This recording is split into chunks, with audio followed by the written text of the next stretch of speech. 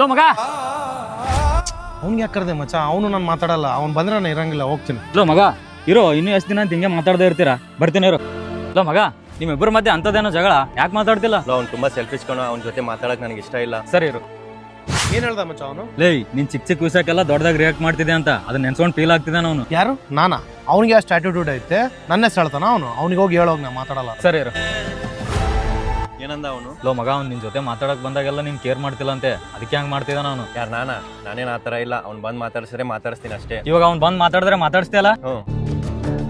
ಲೇ, ನಡೆದಿದ್ದೆಲ್ಲ ಮರ್ತು ಅವ್ನು ನಿನ್ ಜೊತೆ ಮಾತಾಡಕ್ ಇನ್ನಾದ್ರೂ ರೆಡಿ ಇದ್ದಾನೆ. ಯಾರು? ಅವನ? ನಂಬಿಕೆ ಇಲ್ಲಲ್ಲ? ಇರು. ಲೋ ಮಗ, ಮಾತಾಡ್ತಿಯಲ್ಲ? ಹಾ, ಮಾತಾಡ್ತೀನಿ. ನೋಡ್ದಾ, ಅವನೇ ಮಾತಾಡ್ತೀನಿ ಅಂತಿದ್ದಾನೆ. ಬಾ ಹೋಗೋಣ.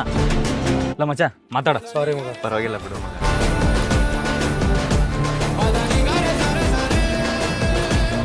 ವಿಡಿಯೋ ಇಷ್ಟ ಆದ್ರೆ ಲೈಕ್ ಮಾಡಿ, ಹೇಗಿದೆ ಅಂತ ಕಮೆಂಟಲ್ಲಿ ಹೇಳಿ. ಹಾಗೆ ಪ್ಲೀಸ್ ದಯವಿಟ್ಟು ಒಂದು ಫಾಲೋ ಮಾಡಿಬಿಡಿ.